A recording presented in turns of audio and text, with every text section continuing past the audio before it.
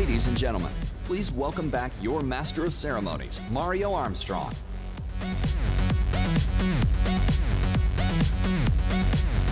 LiveWorx, LiveWorx, LiveWorx! Welcome to day 2, or is it day 3 actually, right? So good to see you all. How's everyone doing today? Oh, we're on social right now. Hey, say hey, hi, how are you? What's happening, everyone? Hey, I want to say a special thanks to all of you that have been so kind at embracing me being here as your Master of Ceremonies. I was walking through the convention center in Extropolis yesterday, and we were just having a lot of fun meeting some great people. I met people from HP, I met some people from Deloitte, I met so many people from so many different areas, and we were taking pictures and just having great conversations. So thank you so much from the bottom of my heart for making me feel so warm and welcome here. Really appreciate that. And if you catch me in the hallway, let's take selfies. More pictures. We want to continue to trend on Twitter and on Instagram and on social media by using the hashtag LiveWorx. And remember, you actually get a chance to win your tickets for free for 2020 for LiveWorx next year, all right? So welcome back to the Apex. So glad that you all are here, bright and shiny and early, and you look great. Session 1 of our Live Talk series is about to begin. And this morning, you're in for a real treat. You're going to hear from Pinnacle sponsors, Deloitte Digital and Microsoft, and the impact that they're seeing in digital transformation. First up, though, unleashing creativity and the maker mentality. Now, I love this guy. He comes here, he lights the stage up every time. Robert Schmid, there he is, you know him. He's Deloitte's Digital Chief IoT Technologist, otherwise known as Mr. IoT. And he has brought his very successful weekly coffee chat series right here to the stage.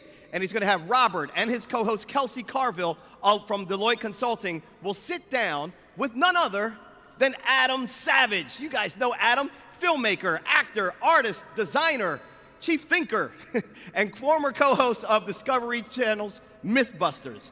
They're going to have a great, wide-ranging conversation right here. It's going to be all about nurturing creativity and thinking outside of the box. Along the way, they're also going to uncover some of the myths in the world of IoT and AI and connected everything that Adam would like to see kind of put to the test, which is going to be awesome to kind of see. And they're going to show you something really in real time. It's going to be awesome. I'm going to let Robert introduce that, but I'm excited for this element that he's always bringing. Robert's always innovating, always creating, always doing something unique and leveling up his talks every single time. So I'm excited. You should be too. Give me a big, warm welcome. It's my pleasure to welcome to the stage, Apex stage right now, Mr. IoT himself, Robert Schmid. Let's make some round of applause, please. Come up here, Robert. Come on, come on, come on. Look at that, I'm so excited, lost my watch. Back again. Good to see you. Morning, sir. Hey, Adam, how are you? Very good. Morning, Kelsey. Could we hug? Morning. Yeah. How are you? Good. Thank you. Adam, How are you, sir? Kelsey, Zara, welcome. This is probably the coffee chat with the most guests I ever had. Thank you for being here. Zara, this is something special. We have you on. I found out, I realized when I started this that I couldn't take Adam home, nor can I take any of your toys home. So I wanted to have something to take home, so we have Zara illustrated, and we're actually going to have it in the booth afterwards, so looking forward to seeing what you come up with. It's always a treat. Adam, how are you doing? Very good. I'm rested. It's cooler in Boston than it is in San Francisco. What's going on? I know. That shouldn't be the case. Is that a myth, or are you busting it? No, it's boiling. The oceans are boiling. The oceans are boiling. I like to start off on a high note. I'm sorry. I'm going to just go off of that. So I have a question for you. I read, Mario talked about all your different titles. Many people might not know this. Before MythBusters, you were in films, you made props, Galaxy Quest, you have no idea how much I want to talk about that. Yeah, about a dozen feature films. Galaxy Quest is the only film I worked on that I would watch again. But in film industry, you're almost always working on, I worked on Star Wars episodes 1 and 2. I'm sorry about those. I worked on the Matrix sequels. I'm sorry about those too. I don't want to admit how many times I've watched Galaxy Quest, so I'm going to leave it at that. Okay. My question for you is something different. When I read Wikipedia, when all the titles you have, how do you wake up in the morning with all that creativity, all these thoughts in your head, and do one thing afterwards? I mean, how do you do that? Yeah. Is that a new question for you? The perception is not the reality. I mean, I'm just doing one thing at a time. I've been lucky enough through the success of MythBusters and through the arc of my career to have put together a really, really amazing team of collaborators. So I live in the Mission District of San Francisco. My shop, my cave, is about 2 blocks from my house, and that's actually also where tested.com, my website, is. So my whole team and I get together every morning, and we'll shoot a build. We talk about a fundraiser that we're doing. We talk about a conference that we're going to or a con. And then we proceed to, build the content in the various platforms that we're doing. But I mean, it's not a singular effort at all. There's about 10 people I work with on a daily basis. So the team actually The team makes me seem ideas. really smart. So Adam, you mentioned your cave. Yeah. What types of things do you do here, and how do you bring technology into the creative process that you have today? It's really an exciting time to be a maker. The additive manufacturing, which I love, we've moved past the phrase rapid prototyping, because we really have. I've been incorporating it much more into my builds over the years, and I've been working with a lot more collaborators, people like Melissa Eng or the Broken Nerd, Daryl Maloney, people who are preternaturally brilliant at this brand new technology and sort of discovered themselves in the technology. I love bringing on collaborators like that. So the Broken Nerd is a completely sort of amazing 3D designer and printer. We made some costumes and did a cosplay walk last year at Silicon Valley Comic-Con. For me, I love finding that intersection of a new passion with a new technology, because those are the people that are cracking the whole thing wide open. Absolutely. I gotta talk to you about something. I imagine you in the cave, and I kind of sort of, first of all, I want to be in the cave at some point, but beside that, I said this in front of everybody because it's much harder to say no. It's a fait accompli. But I heard you talk about duct tape. Yeah. And I sailed halfway around the world. Duct tape is like the #1 tool. I know how you can relate to this. I laughingly call it duct tape, D-U-C-K. Yeah. Pun intended. That was the original. That was the original formulation for it, as a waterproof tape. But sorry, you have a question. No. But my question for you was: so you talked about the idea when you talked about duct tape. Can you tell us like the first show you did with duct tape that you came up with? So we talked about this when I was in Maui, actually. I want to give this some context, because I just came out with a book last month called Every Tool's a Hammer, and it's a little philosophical, it's a little autobiographical, and it's a little instructional. I have an entire chapter on glue, and specifically on the 8 or 9 glues I use on a daily basis and why I use those glues. But the opening of the chapter on glue is that I hate glue. Glue is the worst solution to any problem unless it's the only solution, because I don't like limiting my outs. As an engineer, I want options, and glue reduces your options, whereas mechanical connections increase them. And then someone tweeted to me, "Why didn't you write a chapter on tape?" And I thought, what an idiot. I could write a chapter on, so I started. I'm probably going to be in the next book. But my chapter on tape begins with, I hate duct tape. And it's not that, I hate duct tape itself. I love what duct tape represents. So for MythBusters, Jamie and I always thought it was funny. We ended up doing 3 or 4 separate complete episodes. We used over 85 miles of duct tape in 13 years. But neither of us 85 miles? 85 miles. How many rolls is that?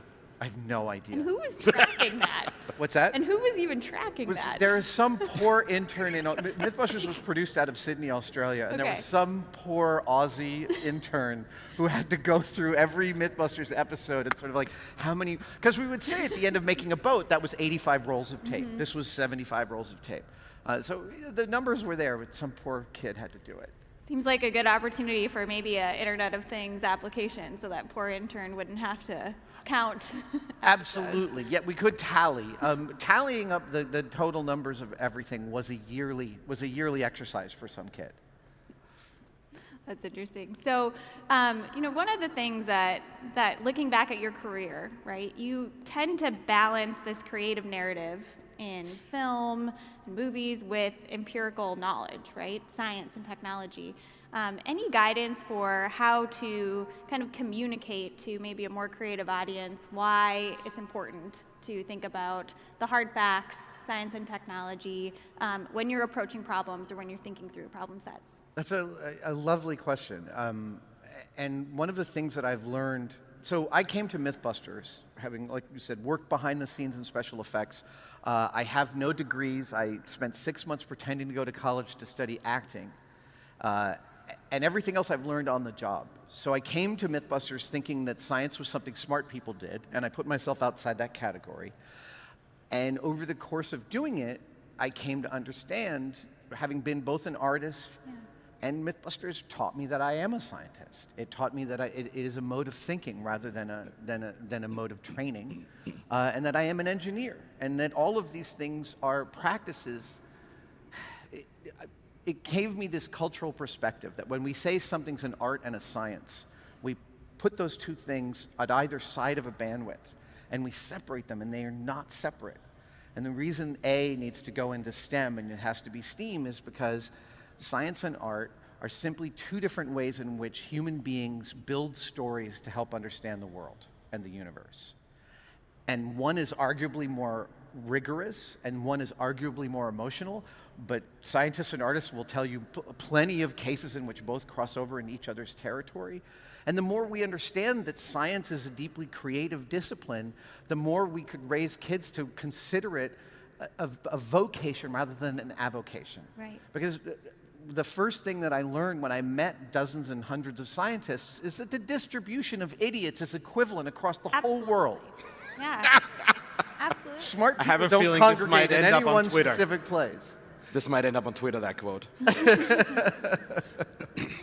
So yeah, to me, the understanding, and then it called back that I'd read it 20 years before when I read Zen and the Art of Motorcycle Maintenance. Robert Pirsig says, the step of the scientific method of come up with a hypothesis is a deeply creative act. It is like paint a painting. That is effectively what it's asking. Mm-hmm. And to me, that's a great story. Once I understood that, and it took me 10 or 12 years of making MythBusters to get that. It was very late. But once I did, it informs, that understanding informs all the storytelling that I do. Because unfortunately, in America, our culture is, when we study science and engineering in high school, we're taught that it is a group of facts to memorize. And facts are not knowledge. Facts are simply things in and of themselves. Only when you put them into a context or into an order or into a narrative do they start to make sense. And so all of the things we understand about physics and the universe are facts we've assembled in certain ways, and there are people who go out and assemble them in different ways and say, here's a different picture, and that's a different narrative, and now we have a different story. Yeah, absolutely. As a physicist, I can relate to that 100%. I have to tell you, we went from this mythbuster laughing about stuff to immediately this sort of really personal thing about, you said it took you 10 to 12 years to kind of reconcile your artist with your scientist. Props to you, it's still taking me time. I still feel like an idiot, and the more I learn, the more I know I'm an idiot. How can people accelerate this thing where they bring together the creativity and the science? Because you're so right. I find this all the time in business, in IoT projects. You know, there's always a creative approach to really deep technical problems. How can people get faster to that space and not have to wait 10 to 12 years? I think I have an answer to this. To me, that's a really, really difficult question. But I think I have an answer, and I think it's about point of view. So every one of us has had the experience of working with somebody else who has a really clear vision. And they're implementing their vision and we're helping. And then all of a sudden, within that, we're helping them with their vision. We have an opinion about what's going on. And the moment that little flag on the mental mailbox goes up, it means that we have a point of view. And once we have a point of view, we have something important to contribute. And this was a muscle I developed on MythBusters. We were regularly engaging with material and with concepts that Jamie and I had no experience with. Jamie has a major in Russian studies with a minor in library science. He's wholly unprepared for his life. And you tell him this all the time, right? Yes. But the fact is we would read about viscosity and learn that it's called tribology, and we would start to talk to experts about it, and then at a certain point of getting yelled at by people because we're coming to them with the wrong frame entirely, we'd go, wait a minute, maybe this is about this. And the moment either of us had a point of view, that was where the episode really started to roll. And so it is this thing where you can look at a discipline, like, you know, whether it's developing stuff for AR or whether it's painting a painting, and you don't know where to begin.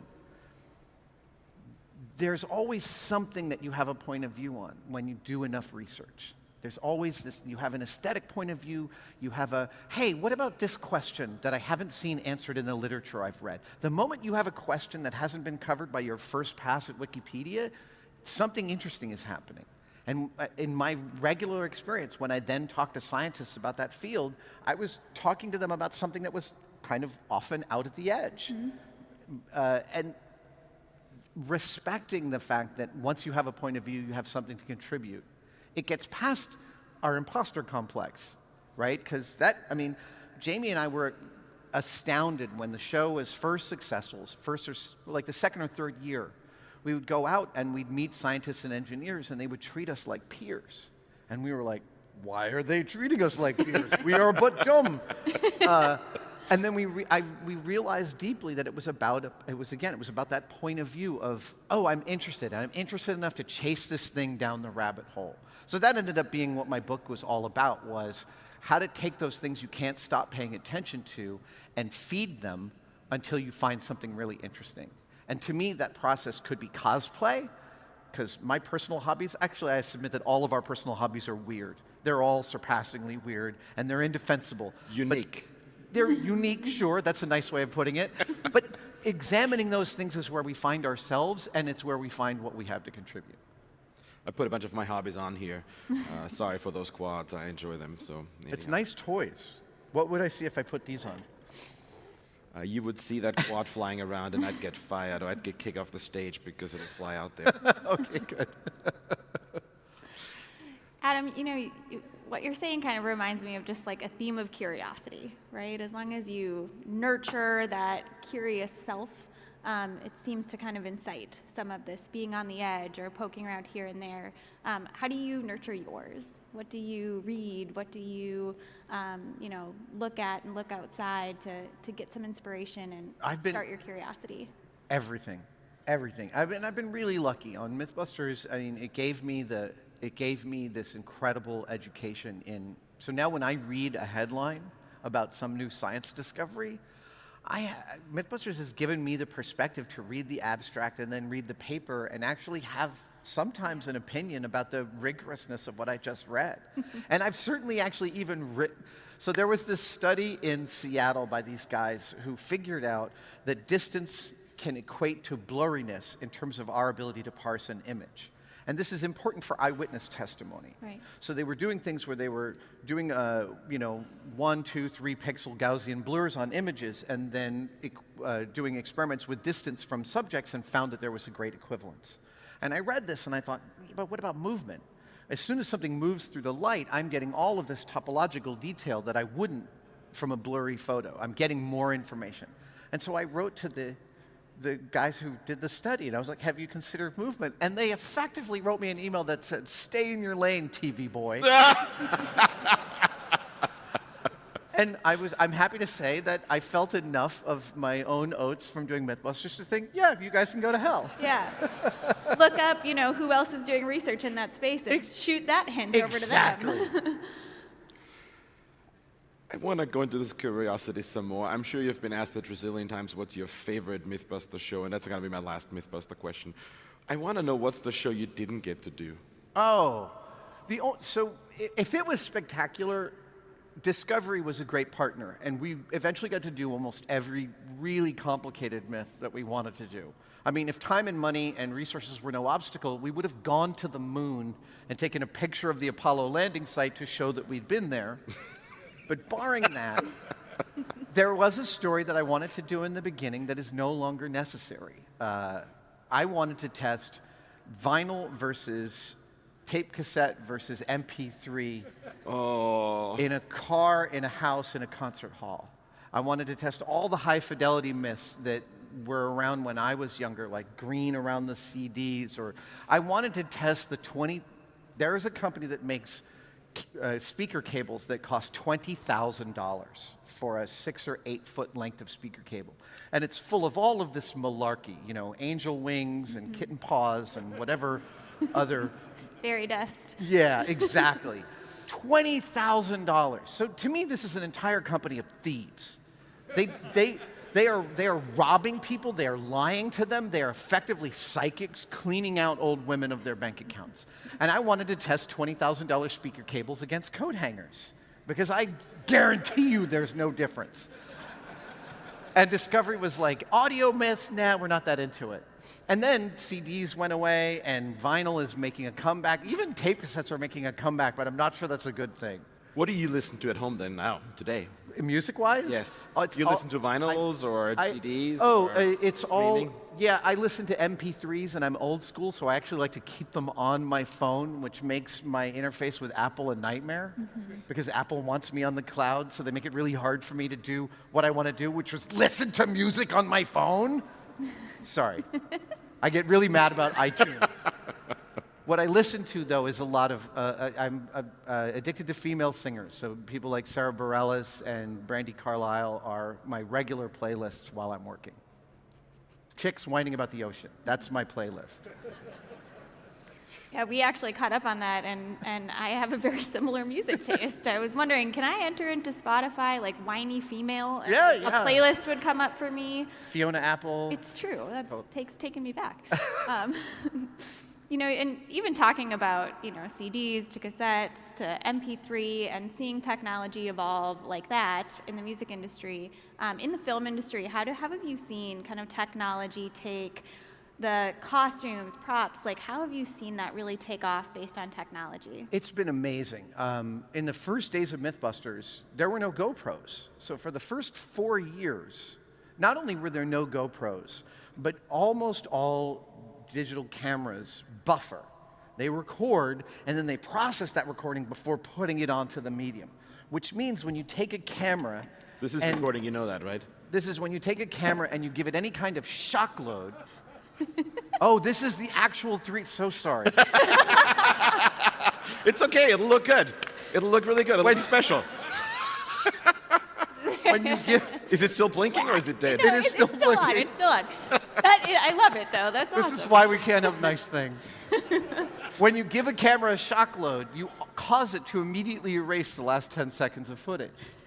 So all of our early explosions and drops were done in these cameras in huge housings with foam and multivariant densities of foam in order to buttress the camera.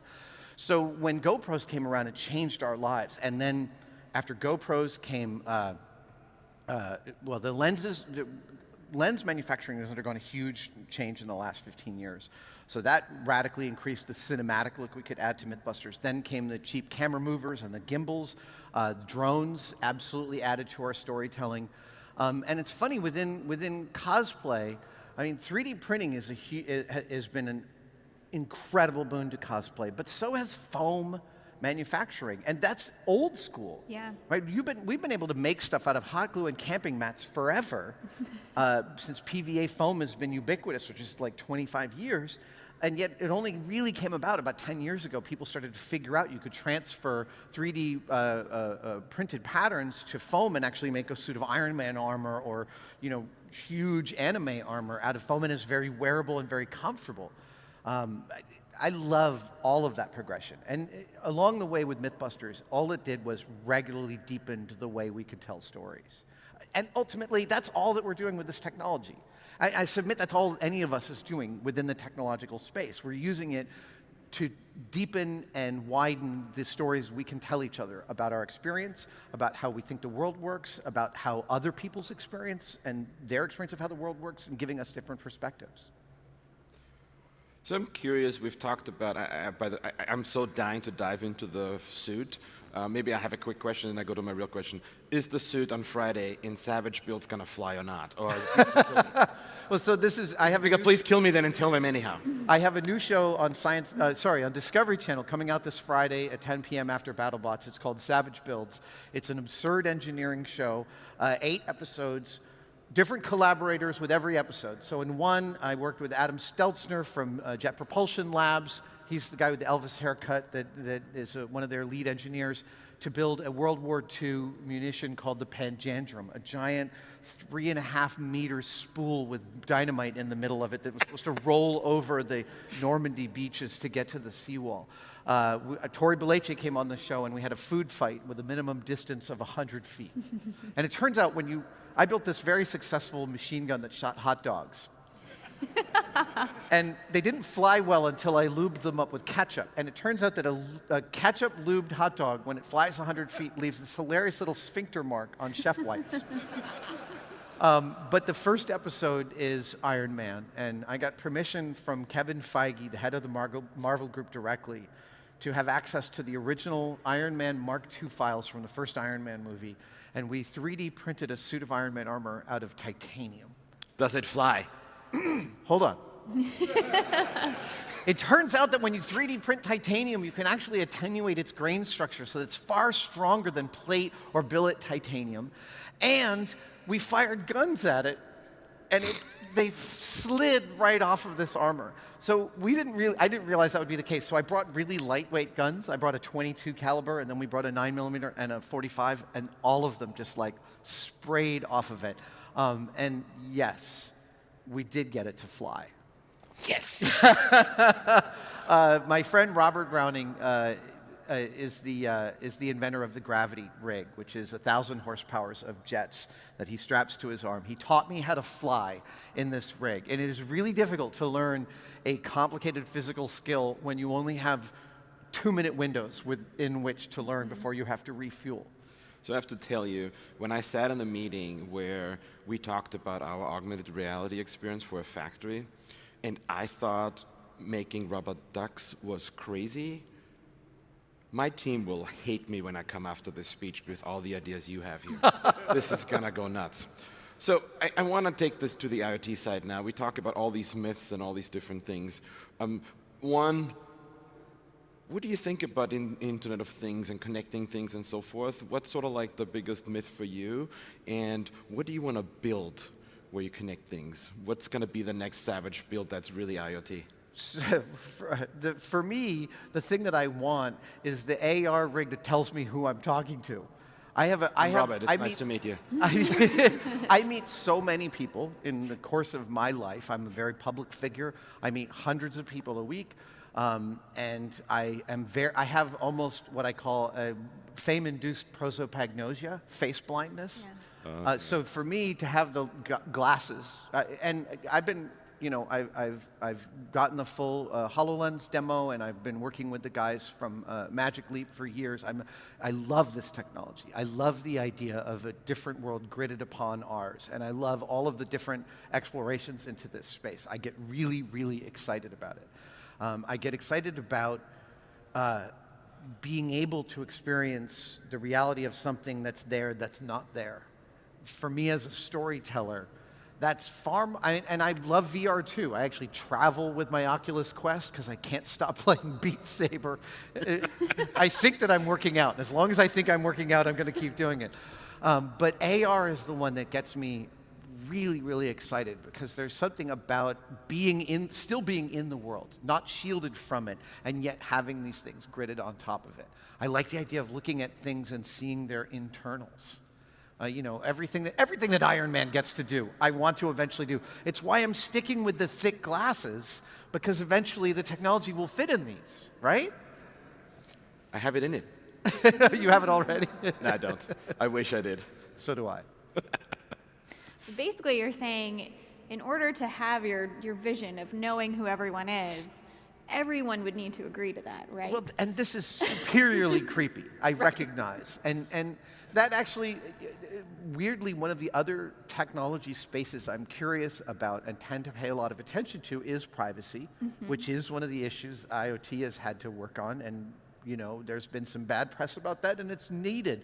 Culturally, we don't understand privacy, I think, in a way that we need to. We haven't talked about it enough, and a lot of it's gone away. And right. if we're going to put that genie back in the bottle, we need to have real cogent discussions about that, because privacy bears directly upon liberty, bears directly upon copyright, and all of these things kind of intersect in this space. So yeah, it can be. I already experience a little bit of that where I tweet a lot about what I'm doing. So when I get together with my friends, they already know everything that's been going on. And I goes, oh, it was the last week I know.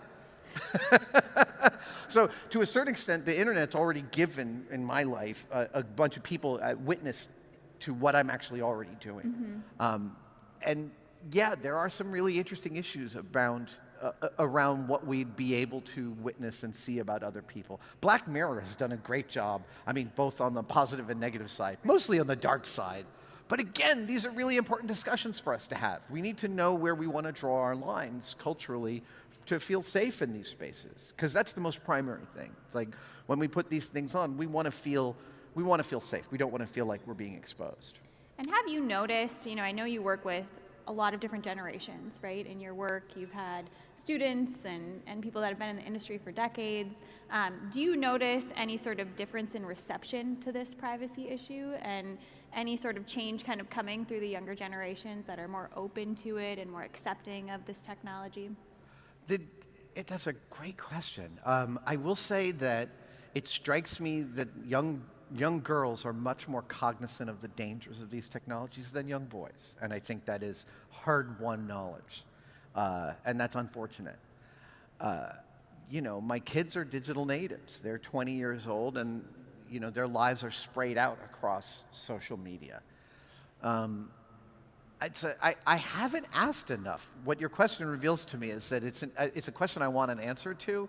And since, I filmed MythBusters Jr. last summer with 6 new co-hosts, and they're good friends of mine who I'll see many of them this weekend at Nation of Makers Con down in Chattanooga.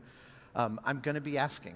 Another little piece for your curiosity playbook. Exactly. It's a new thing to ask about. I'll have an answer next time. Great. So I could spend another half an hour with you and Kelsey and Zara here. Unfortunately, we're almost running out of time. Really? Yeah. We've only been here like 5 minutes. I know. Time warp. I want to close on the kids part, right? And I want to close on how we as parents, we're all parents. Congratulations, by the way. You just had a new baby. Thank you. How do we get our kids to be as excited about science? I'm afraid it's going away. What can we do? What can I as a parent do? What can everybody here as a parent do? What's your advice? Get out of their way. Every kid is a natural scientist. Really, every kid is a natural scientist. They want to know how the world works, and they're paying close attention to whether or not we're curious and how we're satisfying their curiosity. I was very lucky. I was superiorly privileged to be born into the time and space and parents that I was born to. The lottery of my birth is fabulous, and my parents engendered and encouraged my curiosity. They put the tools of answering that curiosity in front of me when I asked, and I tried to do the same thing with my kids. I have a friend who counsels troubled youth. He teaches them how to cook in order to give them a skill to build a life from.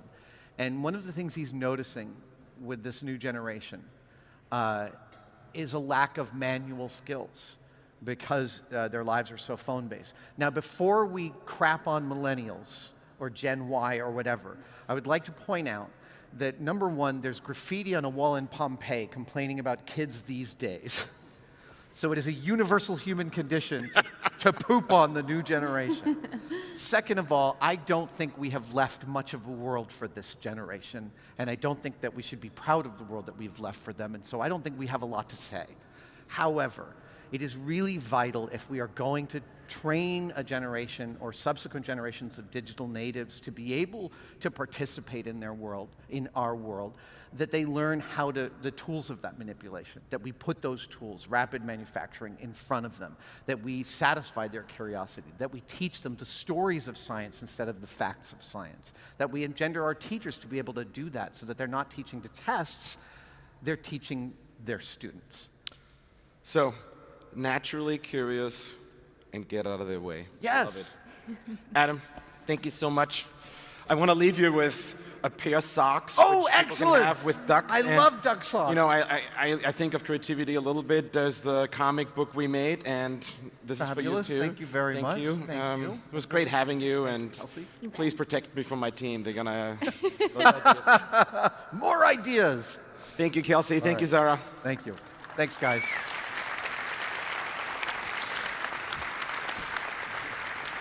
Great job as usual, Robert. You always seem to bring something new and unique and different to the conversation. I love how you ended on that note too. That was a really great note. Oh, thank you. I love how he said, like, get out of the kid's way.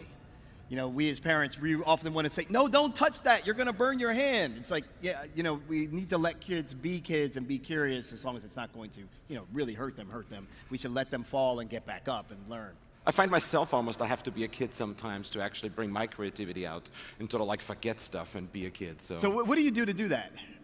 How do you get into that mindset? Because that's a really big thing. I think a lot of people here can get stuck on routine. You can get stuck on not being creative or not thinking in real time, like how can I come up with something new and vibrant? How do you bring out the kid in you to kind of bring some of that inspiration out?